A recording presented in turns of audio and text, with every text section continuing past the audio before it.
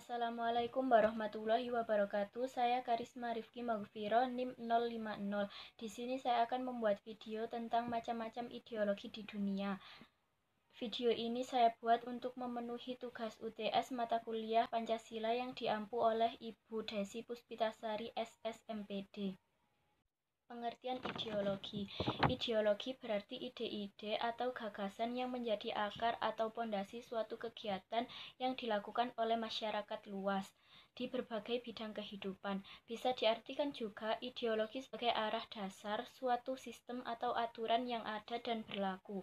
Dan ada beberapa macam ideologi di dunia, di antaranya kapitalisme, marxisme, sosialisme, komunisme, anarkisme, fasisme, liberalisme, konservatisme, individualisme, nasionalisme, dan Pancasila.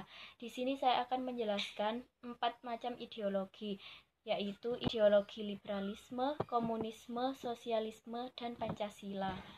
1. Liberalisme. Secara umum, liberalisme mencita-citakan suatu masyarakat yang bebas, dicirikan oleh kebebasan berpikir para individu. Paham liberalisme menolak adanya pembatasan, khususnya dari pemerintah dan agama.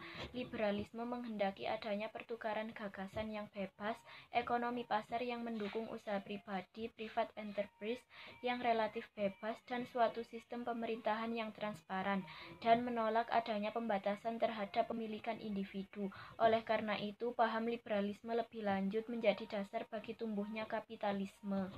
Orang-orang liberal klasik bertindak berdasarkan keyakinan bahwa setiap orang berbagi kapasitas untuk berpikir dan menuntut atas haknya dalam kebebasan berekspresi. Ideologi liberal berpangkal pada pemikiran bahwa manusia pada hakikatnya adalah makhluk individu yang bebas atau liberty. Menurut paham liberalisme, manusia merupakan pribadi yang utuh dan lengkap dan terlepas dari manusia lainnya yang mempunyai potensi yang senantiasa berjuang untuk dirinya sendiri. Dalam hal hubungan agama dengan negara, menurut liberalisme, negara harus memberikan kebebasan warganya untuk memeluk dan menjalankan ibadah sesuai dengan agama dan kepercayaan masing-masing, bahkan bebas untuk tidak bertuhan atau ateis. Selain itu, ada pemisahan antara nilai-nilai agama dengan negara. Nilai agama tidak boleh dicampur adukkan dengan nilai duniawi atau kenegaraan. Keputusan dan ketentuan kenegaraan, terutama peraturan perundang-undangan, sangat ditentukan oleh kesepakatan individu-individu sebagai warga negaranya. Ciri-cirinya adalah manusia pada hakikatnya merupakan makhluk individu yang bebas dan merupakan pribadi yang utuh dan lengkap terlepas dari manusia lainnya. Manusia sebagai individu memiliki potensi yang senantiasa berjuang untuk dirinya. Negara harus tetap menjamin kebebasan bagi warganya untuk memeluk dan beribadah sesuai dengan agama dan keyakinannya, dan negara bersifat sekuler, yaitu memisahkan urusan beragama dengan urusan negara. Liberalisme dianut oleh negara-negara di berbagai benua. Benua Amerika contohnya Amerika Serikat, Argentina. Benua Eropa contohnya Perancis, Jerman. Benua Asia contohnya India, Iran. Benua Afrika contohnya Mesir dan Afrika Selatan. Yang kedua, komunisme. Komunisme lahir sebagai reaksi terhadap kapitalisme di abad ke-19 yang mana mereka itu sangat mementingkan individu pemilik dan mengesampingkan buruh.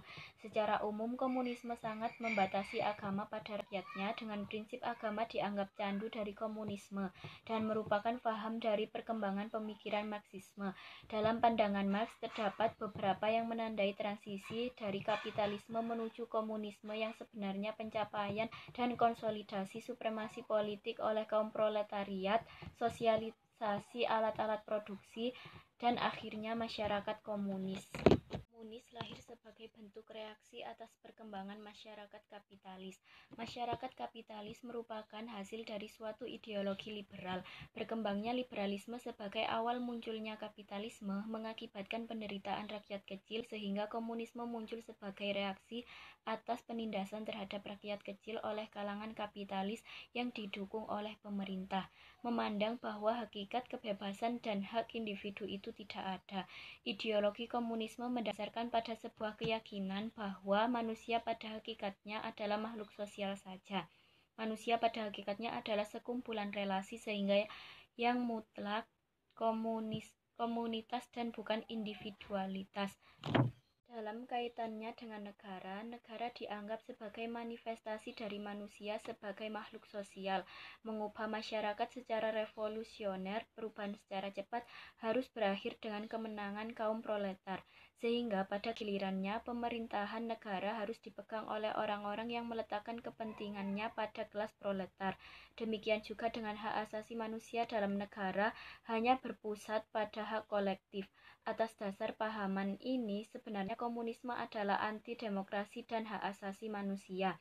Adapun ciri pokok pertama ajaran komunisme adalah sifatnya yang ateis, tidak mengimani Allah. Ciri pokok kedua adalah sifatnya yang kurang menghargai manusia sebagai individu. Manusia itu seperti mesin, kalau sudah tua, rusak, jadilah ia rongsokan tidak berguna seperti rongsokan mesin. Negara yang masih menganut komunisme adalah Tiongkok, Vietnam, Korea Utara, Kuba, dan Laos. Yang terakhir, ideologi Pancasila. Negara berdasarkan ketuhanan yang Maha Esa, manusia pada hakikatnya adalah makhluk individu dan makhluk sosial. Manusia merupakan bagian dari seluruh anggota masyarakat organis, mengutamakan kepentingan masyarakat sebagai suatu kesatuan. Semua golongan berada dalam kesatuan masyarakat yang integral dalam naungan negara. Negara tidak memihak satu golongan atau kelas yang kuat. Kepentingan dan keselamatan hidup bangsa seluruhnya sebagai suatu kesatuan yang tidak dapat dipisah-pisahkan dan perlu diutamakan. Contohnya negara Indonesia yang menganut sistem ideologi Pancasila. Sekian video dari saya. Wassalamualaikum warahmatullahi wabarakatuh.